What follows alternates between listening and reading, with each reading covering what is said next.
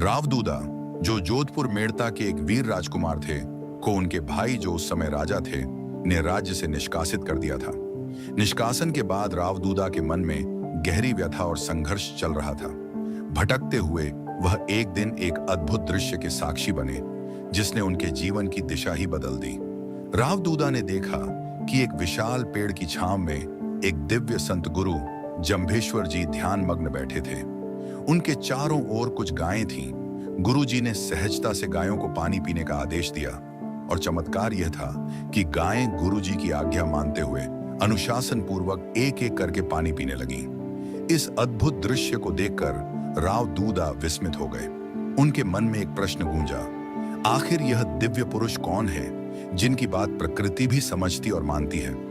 रावदूदा ने गुरु जंभेश्वर जी के चरणों में नतमस्तक होकर विनती की, हे गुरुदेव, मुझे मेरा खोया हुआ राज्य प्राप्त करने में सहायता करें। गुरु जंभेश्वर जी ने गहन दृष्टि से रावदूदा की ओर देखा और फिर मुस्कुराते हुए 7 धातुओं से बनी एक दिव्य तलवार खांडा उन्हें प्रदान की। इस तलवार का हैंडल कैर की लकड़ी का बना हुआ था, जो शांति और सादगी का प्रतीक था।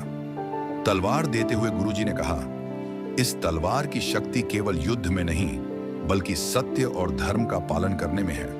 हमेशा सत्य के मार्ग पर चलो, कभी अपराध मत करो, निर्दोष प्राणियों की हत्या से दूर रहो और प्रकृति की रक्षा करो। पेड़ पौधों और जीव जंतुओं का संरक्षण ही तुम्हारी सबसे बड़ी विजय होगी।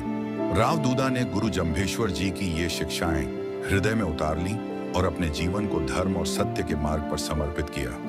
उनकी वीरता और गुरुजी का आशीर्वाद साथ था और अंततः रावदूदा ने अपना राज्य फिर से प्राप्त कर लिया। लेकिन इस बार वह केवल एक राजा नहीं बने, वह एक धर्मपरायण शासक बने, जिन्होंने अपने राज्य में प्रकृति, वन्य जीवन और पर्यावरण की रक्षा के लिए अद्वितीय कार्य किए।